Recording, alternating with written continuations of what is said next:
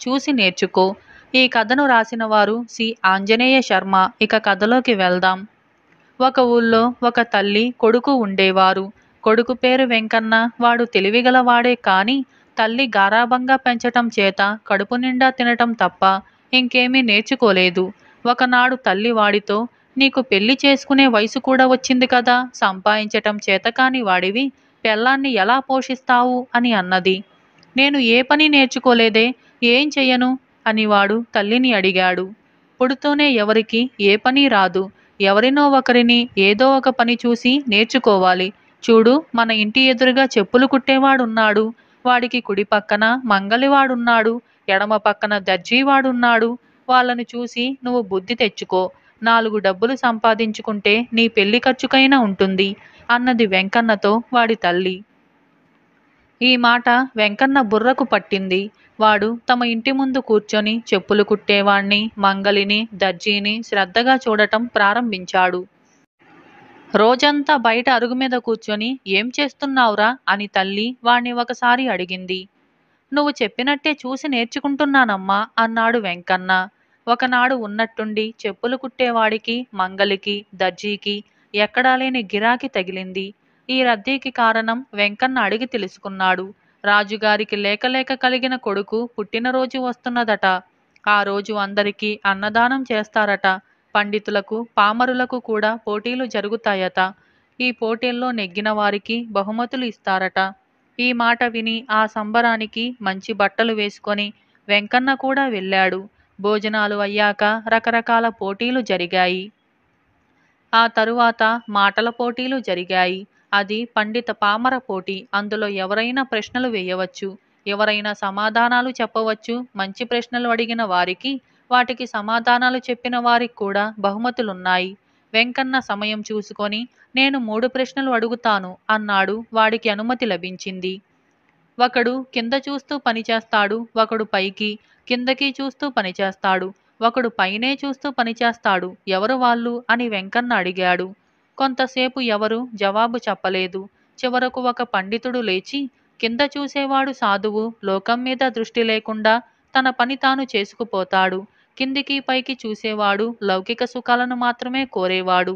పైకి చూసేవాడు భక్తుడు, వాడి దృష్టి భగవంతుడి మీదనే ఉంటుంది అని అన్నాడు. వారి చూపుకు వారు చేసే పనికి సంబంధం ఉండాలి అన్నాడు వెంకన్న. అయితే నీ ప్రశ్నకు నువ్వే సమాధానం చెప్పు అన్నారు పెద్దలు. కింద చూస్తూ పనిచేసేవాడు చెప్పులు కుట్టేవాడు. వాడు మనుషుల పాదాలనే చూస్తూ ఉంటాడు. మనుషుల తలల మీదనే దృష్టి పెట్టేవాడు మంగలి. మనుషులను ఆపాదమస్తకం చూసేవాడు దర్జీవాడు అన్నాడు వెంకన్న. ఆ సమాధానానికి అందరూ హర్షించారు. వాడి ప్రశ్నకు సమాధానానికి చెరొక 500 బహుమానం లభించింది. వాడు ఆ డబ్బు తీసుకుపోయి తల్లి ముందు పెట్టి, చూడమ్మా, చూసి నేర్చుకున్న దానికి ఫలితం అని అన్నాడు. ఇలా చూసి నేర్చుకో అనే ఈ కథ సమాప్తమైంది. అలాగే మరొక కథ లోబికి గుణపాఠం. ఈ కథను రాసిన వారు శ్రీముఖి. ఇక కథలోకి వెళ్దాం. ఒక ఊళ్ళో శ్రీపతి, జగపతి అని 2 యువకులు ఉండేవాళ్ళు. శ్రీపతి సంపన్నుడు, జగపతి పేదవాడు. అయినా ఇద్దరికి మంచి స్నేహం ఉండేది. ఒకనాడు వారిద్దరూ కలిసి గ్రామాంతరం వెళుతూ ఉంటే ఒక ఊరి బావి వద్ద 2 ఆడపిల్లలు చేదలతో నీరు తోడుకుంటూ కనిపించారు.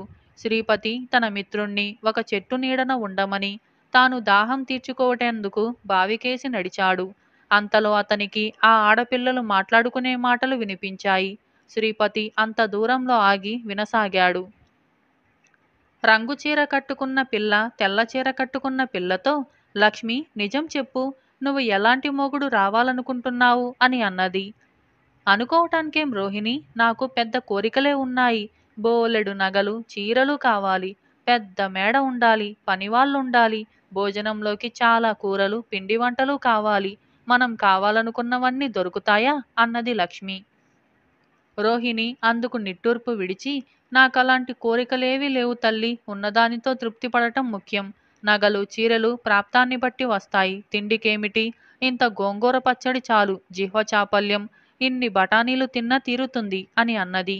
ఈ మాటలు విన్న శ్రీపతికి ఒక ఆలోచన వచ్చింది. ఆ 2 పిల్లలు పెళ్లి కావలసిన వాళ్లే. రోహిణి వంటి భార్య తనకు వస్తే దుబారా ఖర్చు ఉండదు. లక్ష్మి వంటి భార్య వస్తే పేదవాడైన జగపతి ఎలా తట్టుకుంటాడో చూడాలన్న దుర్బుద్ధి కూడా శ్రీపతికి కలిగింది. అందుచేత అతను జగపతి దగ్గరికి వెళ్ళి, బావి దగ్గర పిల్లలిద్దరికీ పెళ్లి కాలేలాగుంది. మనం కూడా పెళ్లి చేసుకుందామనుకుంటున్నాం కదా. రంగు చీర కట్టుకున్న పిల్లను నేను చేసుకుంటాను. తెల్ల చీర కట్టుకున్న పిల్లను నువ్వు చేసుకో, సరేనా అని అన్నాడు. అందుకు జగపతి సరేనన్నాడు.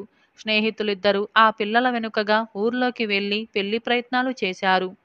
ప్రయత్నాలు ఫలించాయి. పెద్ద కోరికలు గల లక్ష్మి జగపతిని పెళ్లాడి అతని పూరి కొంపలో అడుగు పెట్టింది. ఏ పెద్ద కోరిక లేని రోహిణి శ్రీపతిని పెళ్లాడి అతని పెద్ద మేడలోకి అడుగుపెట్టింది. రోహిణి శ్రీపతి ఇంట అడుగు పెడుతూ ఉంటేనే ఇల్లంతా కలియజూసి, ఇంత ఇంట్లో ఒక్క నౌకరు కనిపించడేమిటి అని అన్నది. అందుకు శ్రీపతి తేలికగా నవ్వేసి, నౌకరెందుకు, జీతం దండగా, మన పనులు మనమే చేసుకుంటే పోలా. అది వరకు ఒక నౌకరు ఉండేవాడు, మాన్పించేశాను. నువ్వున్నావుగా, ఇద్దరము చెరొక పని చేసుకుందాం అని అన్నాడు. రోహిణి వంటకు ఉపక్రమిస్తూ, ఏం కూరలొండమన్నారు, పిండి వంటలు ఏం చెయ్యను అని భర్తను అడిగింది. కూరలంటావేమిటి, అన్నంలోకి కాస్త గోంగూర పచ్చడి చాలదు. పిండి వంటలు దేనికి, కాసిని బఠానీలు పట్టుకొస్తా, వాటితో నోటి ఉబలాటం తీరుతుంది అన్నాడు శ్రీపతి. ఆ రాత్రి రోహిణి తన భర్తతో, మనకు ఇంత సిరి సంపద ఉన్నాయి కదా, నాకు మంచి మంచి చీరలు నగలు తెచ్చిపెట్టండి అని అన్నది. దానికి శ్రీపతి, ఇదిగో నువ్విలా అనకూడదు. సిరి ఉన్నంత మాత్రాన దండగ ఖర్చులు చెయ్యకూడదు. చీరలు నగలు దేనికి, తృప్తి పడాలి అని అన్నాడు. వట్టి లోబి అని రోహిణి తన భర్తను తిట్టుకున్నది. మర్నాడు శ్రీపతి నిద్రలేచేసరికి ఇంట్లో నలుగురు మనుషులు పనుల మీద పనులు చేస్తూ తిరుగుతూ కనిపించారు. ఎవరు మీరు, ఇక్కడేం చేస్తున్నారు అని అతను వాళ్లను అడిగాడు. పని మనుషులం బాబయ్య, అమ్మగారి వాటినుంచి మమ్మల్ని పనిలోకి రమ్మన్నారు అన్నారు వాళ్ళు దన్నాలు పెట్టి వినయంగా. ఏమిటి, ఏకంగా నలుగురే, మిమ్మల్ని నేనెక్కడ భరిస్తాను అని అరిచాడు శ్రీపతి. అంతలో రోహిణి వచ్చి భర్తతో శాంతంగా, మీరూరుకోండి, ఈ నలుగురినేమిటి, 40 మంది నౌకర్లను భరించే శక్తున్నది మనకు అని నౌకర్లతో, ఇక్కడెందుకు, వెళ్ళి మీ పనులు చేసుకోండి అని పంపించేసింది. శ్రీపతి భోజనానికి కూర్చోగానే వంటవాడు వచ్చి 4 కూరలు పిండి వంటలు వడ్డించాడు. నా కొంప గొల్లవుతుంది అని శ్రీపతి అరిచాడు. ఇష్, ఊరుకోండి, పనివాళ్ళు నవ్విపోతారు. మనం ఇంత తిని ఇతరులకు ఇంత పెట్టగలం, ఎందుకు బాధపడతారు అన్నది రోహిణి. మరో 4 రోజులు గడిచాక రోహిణి రకరకాల బట్టలు నగలు కొని తెచ్చి తన భర్తకు చూపింది. వాటిని చూసి శ్రీపతి, బాబోయ్, నేను బికారినైపోయాను అంటూ బావురుమని ఏడ్చాడు. రోహిణి అతని కళ్ళు తుడుస్తూ, ఏడవకండి, ఊరుకోండి అని ఓదార్చింది. ఏడవక ఏం చేయమంటావు, ఆనాడు బావి దగ్గర నీ మాటలు విని మోసపోయాను, ఒట్టి అబద్ధాల కోరువి అన్నాడు శ్రీపతి. రోహిణి ఆశ్చర్యపడుతూ, అదా సంగతి, ఆ రోజు నా మాటలు విని నన్ను చేసుకున్నారన్న మాట. అయినా నేను అబద్ధాల కోరును కాను, మనకు గతి లేకపోతే సరిపెట్టుకునేదాన్నే. ఇప్పుడు అలా కాదు కదా, కావలసినంత ఉన్నది అని అన్నది. తన సంగతే ఇలాగుంటే లక్ష్మిని పెళ్లాడిన జగపతి ఎలా బాధపడుతున్నాడో అని అనుకున్నాడు శ్రీపతి. అతను జగపతి ఇంటికి వెళ్ళాడు. అతను వెళ్ళేసరికి జగపతి, లక్ష్మి భోజనం చేస్తున్నారు.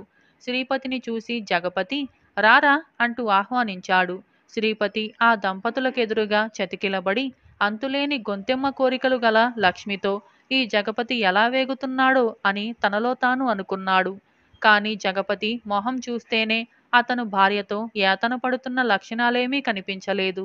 అతను మంచి ఉత్సాహంలో ఉన్నట్టుగా కనిపిస్తున్నాడు. వాళ్ళు ఉత్త గోంగూర పచ్చడి మెతుకులే తింటున్నారు. లక్ష్మి ముఖంలో అసంతృప్తి లేదు. కావటానికి పూరి ఇల్లే ఉన్నా చాలా శుభ్రంగా ఉంది.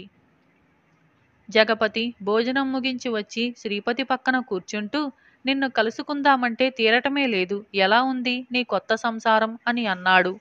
నా సంసారంకేంలే, నీకంత తీరకపోవటానికి కారణమేమిటి అని శ్రీపతి అడిగాడు. అటు చూడు, పెరడంతా చదును చేసి శుభ్రం చేసి మొక్కలు నాటాం. అవి కాపుకు వచ్చాయంటే మాకు బోలెడంత ఆదాయం అన్నాడు జగపతి. నీ భార్య కూడా నీతో పాటు శ్రమ పడుతున్నదా, నగలు చీరలు కావాలని వేధించటం లేదా అని అడిగాడు శ్రీపతి. అలాంటిదేమీ లేదు అని అన్నాడు జగపతి. అయితే ఆనాడు బావి దగ్గర జరిగిన సంభాషణ తారుమారైందన్న మాట అన్నాడు శ్రీపతి. తారుమారు ఏమీ లేదు అన్నగారు, ఆనాడు నాకా కోరికలన్నీ ఉన్నమాట నిజమే, కానీ ఇప్పుడు ఉన్నదానితో తృప్తి పడటం నేర్చుకున్నాను అన్నది లక్ష్మి. శ్రీపతి గుణపాఠం నేర్చుకున్నాడు. సంపద కోరికలను వృద్ధి చేస్తుంది, పేదరికం వాటిని అదుపులో ఉంచుతుంది. ఇలా లోబికి గుణపాఠం అనే ఈ కథ సమాప్తమైంది. ఇటువంటి మరిన్ని కథల కోసం ఇప్పుడే మన ఛానల్ని సబ్స్క్రైబ్ చేయండి. మీకు ఈ కథ నచ్చిందా అయితే ఇప్పుడే లైక్ చేయండి. ఇటువంటి మరిన్ని కథల కోసం like, share, subscribe and comment. Thank you for watching. కుందనుడి తెలివి. విజయపురి మహారాజు చంద్రసేనుడు మహారాణితో అంతఃపురంలో కొడుకు విద్యాభ్యాసం గురించి మాట్లాడుతూ ఉండగా ఎలా వచ్చిందో ఒక కాకి గవాక్షం నుంచి లోపలికి వచ్చింది. వెంటనే దాసీలు దాన్ని బెదరగొట్టి బయటికి తరిమేశారు. అయితే కాకిని చూస్తూనే రాజుకు ఒక చిత్రమైన ఆలోచన వచ్చింది. ఆయన అప్పటికప్పుడు మంత్రికి కబురు చేసి, మన విజయపురి రాజ్యంలో ఎన్ని కాకులున్నాయో పొరపాటు లేకుండా సరిగ్గా చెప్పగల వ్యక్తికి మంచి బహుమానం ఇద్దాం. కానీ చెప్పగలనంటూ వచ్చి సరిగ్గా చెప్పలేని వాడికి 20 కొరడా దెబ్బల శిక్ష ఉంటుంది. ఆలస్యం జరగకుండా ఈ సంగతి రాజ్యమంతా చాటింపు వేయించండి అని చెప్పాడు. మంత్రి ఆ విధంగానే రాజ్యమంతా చాటింపు వేయించాడు. వారం రోజులు గడిచాయి. అయినా ఎవరూ ఈ వింత ప్రశ్నకు జవాబు చెప్పేటందుకు ముందుకు రాలేదు. కుందనుడనే యువకుడొకడు విద్య ముగించుకొని ఏదైనా ఉద్యోగం దొరుకుతుందేమో అని రాజధానికి వచ్చి ఈ వింత చాటింపుని విన్నాడు. అతడికి ఆశ్చర్యంతో పాటు రాజు చంద్రసేనుడి పరిపాలనా సామర్థ్యం పట్ల అనుమానం కూడా కలిగింది. అతడు రాజ్యసభకు పోయి రాజుకు నమస్కరించి, మహారాజా, నేను చదువుకున్న నిరుద్యోగిని. ఉద్యోగ ప్రయత్నంలో నేను ఎంతో కాలంగా మన విజయపురి రాజ్యంలోని పల్లెలు, పట్నాలే కాక కుగ్రామాలు కూడా తిరిగాను. ఆ కారణం వల్ల నాకు మన రాజ్యంలోని ఒక్క కాకులే కాక కొంగలు, గద్దలు, చిలుకలు, రాబందులు, పికిలి పిట్టలు ఏ సంఖ్యలో ఉన్నవో స్పష్టంగా తెలుసు. అయితే గుడ్లగూబ సంఖ్యా ప్రమాణం మాత్రం చెప్పలేను. అవి నిశాజీవులు కదా అని అన్నాడు. ఆ మాటలకు రాజు చంద్రసేనుడు చిన్నగా నవ్వి, నువ్వు చెప్పేది నిజమైతే నీకు పక్షుల పట్ల ఉన్న ఆసక్తి మెచ్చుకోదగిందే. కానీ ఒక ముఖ్య సంఘటన కారణంగా నేను రాజ్యంలోని కాకుల సంఖ్య మాత్రమే తెలుసుకోగలిగాను అని అన్నాడు. ఆ సంగతి చెప్పగలను మహారాజా అన్నాడు కుందనుడు. సరిగ్గా చెప్పలేకపోతే 20 కొరడా దెబ్బలు తినవలసి వస్తుంది అన్నాడు రాజు. అది గుర్తున్నది మహారాజా, మన విజయపురి రాజ్యంలో ఈ క్షణంలో ఉన్న కాకుల సంఖ్య 3,20,000 అన్నాడు కుందనుడు. అలాగా, సరే, నువ్వు చెప్పిన సంఖ్య సరైనదో కాదో ముందు తెలుసుకోవలసి ఉన్నది. అందుకు ఆయా పట్టణ పల్లెల అధిపతులకు వర్తమానం పంపుతాను. వాళ్ళు తమ ప్రాంతాల గల కాకుల సంఖ్య తెలుసుకొని నాకు తెలియజేస్తారు అన్నాడు రాజు. మహారాజా, ఈ క్షణంలో మన రాజ్యంలో ఉన్న కాకుల సంఖ్య 3,20,000 చెప్పాను. వాటిని మీరు చెప్పిన వాళ్ళు లెక్కించే సమయానికి వాటి సంఖ్యలో కొంత మార్పు వచ్చే అవకాశం ఉన్నది. ఎందుకంటే కాకులు పరమ స్వేచ్ఛా జీవులు. వాటికి దేశాభిమానం లేకపోగా దేశ సరిహద్దుల పట్ల కించిత్తు గౌరవం కూడా ఉండదు. అందువల్ల పొరుగు రాజ్యం నుంచి కొన్ని కాకులు మన రాజ్యానికి వస్తే మన రాజ్యంలోని కాకుల సంఖ్య నేను చెప్పిన దానికి మించుతుంది. అలా కాక మన రాజ్యం కాకులు పొరుగు రాజ్యానికి వలసపోతే వాటి సంఖ్య తగ్గుతుంది. ఇలాంటి అవాంతరాలకు నేను బాధ్యుణ్ణి కాను అని అన్నాడు కుందనుడు. సభికులందరూ కుందనుడి తెలివితేటలకు హర్షధ్వానాల ద్వారా తమ ఆనందాన్ని వ్యక్తం చేశారు. కుందనుడు పరోక్షంగా రాజుకు ఈ కాకుల సంఖ్య తెలుసుకోవాలని చేస్తున్న ప్రయత్నం ఎంత పనికిమాలిన సంగతో తెలియజేసినట్టు వాళ్లకు అర్థమైంది. రాజు కూడా అతడి సమాధానానికి ఎంతో సంతృప్తి చెంది, నీకు ఏం బహుమతి కావాలో కోరుకో అన్నాడు చిన్నగా నవ్వుతూ. కుందనుడు ఒక్క క్షణం ఆగి, క్షమించండి మహారాజా, రాజు ప్రతి నిమిషం ప్రజల యోగక్షేమాల గురించి ఆలోచిస్తూ వాళ్లకు ఉపయోగకరమైన పనులు చేయాలి. అంతేకాని కాలాన్ని నిరుపయోగమైన ప్రశ్నలకు సమాధానాలు కనుక్కోవటంలో వృధా చేయకూడదు. మన రాజ్యంలోని కొన్ని ప్రాంతాల్లో ప్రజలు నీటి ఎద్దడికి గురి అవుతూ ఉన్నారు. మరికొన్ని ప్రాంతాల వాళ్లను వరదల బాధ పట్టి పీడిస్తుంది.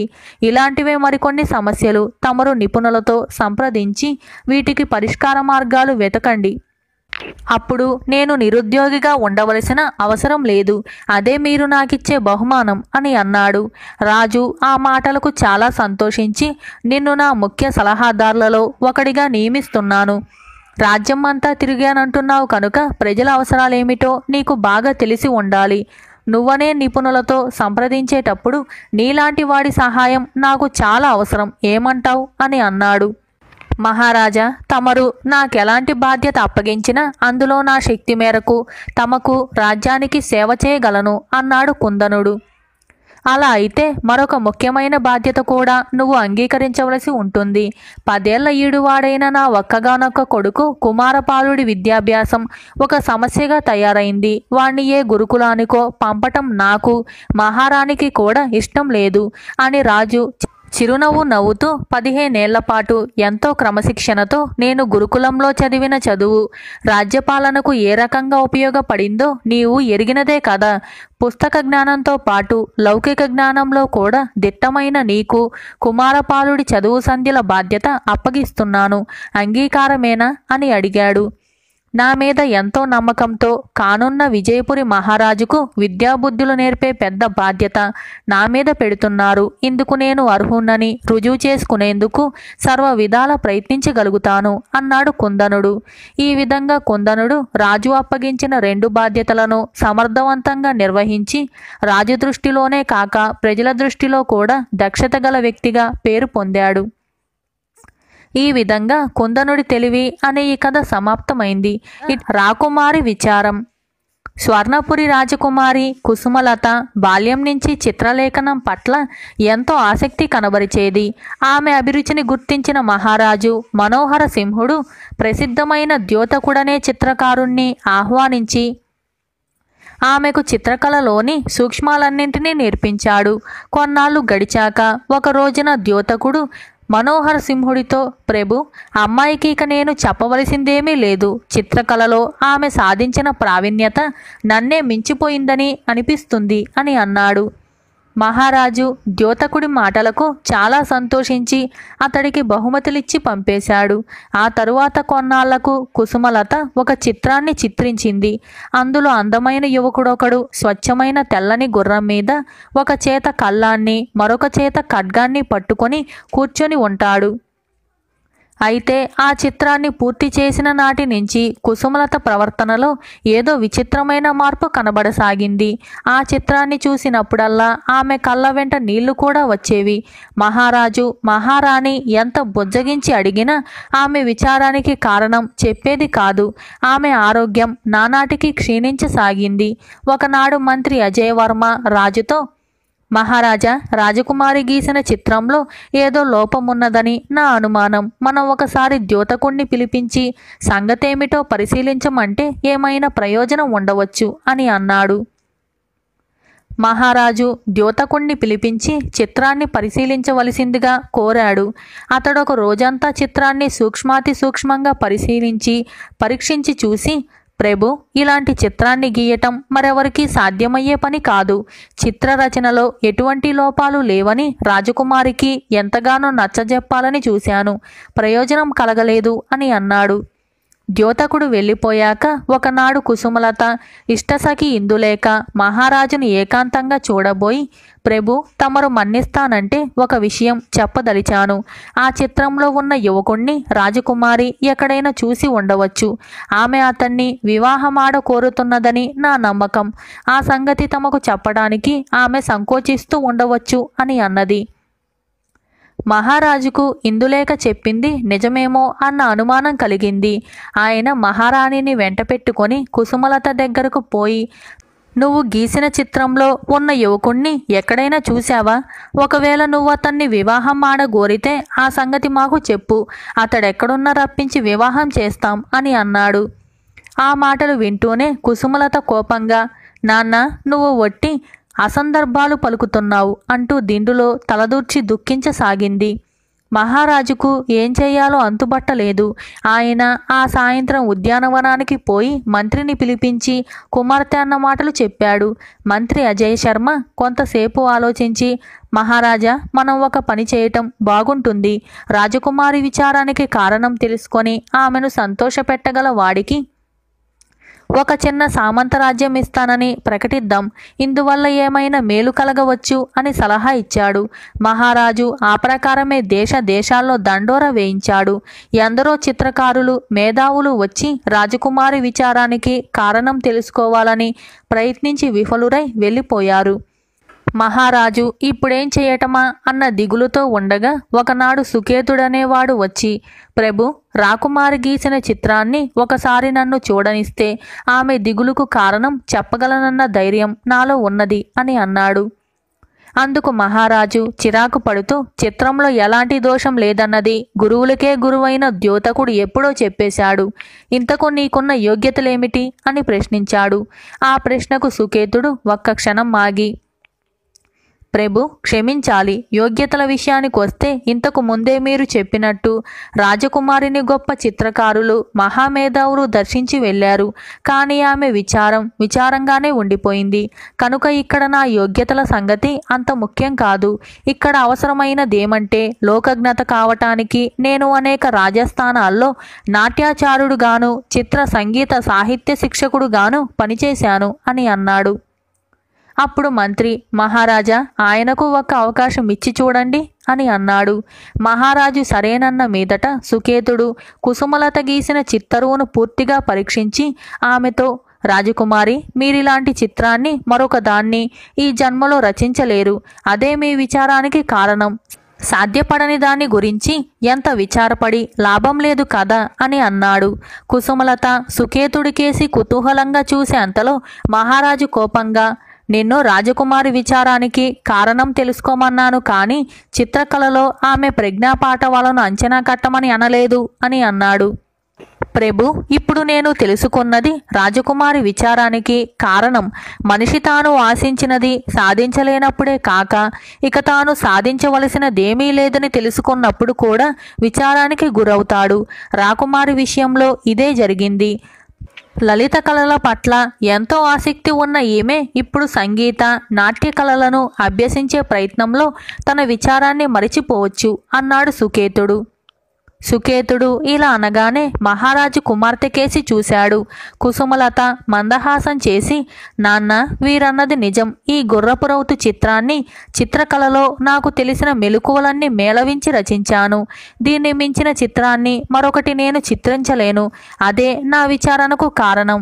వీరు నేను సాధించినదేదో తెలియజెప్పి ముందు కర్తవ్యమేమిటో కూడా వివరించారు. నేను నాట్యం, సంగీతం నేర్వదలిచాను. అందుకు వీరే నాకు గురువులు అంటూ సుకేతుడి పాదాలకు నమస్కరించింది.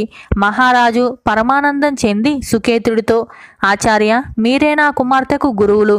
అన్న ప్రకారం మీకు సామంతరాజ్యం ఇస్తున్నాను అని అన్నాడు. సుకేతుడు చిన్నగా నవ్వి, నేను కళారాధకుణ్ణి, నాకు రాజ్యం ఎందుకు? తమ ఆస్థానంలోనే ఉంటూ రాకుమారికి నా చేతనైనంతలో నాట్య సంగీత విద్యల్లో శిక్షణ ఇవ్వగలను అని అన్నాడు.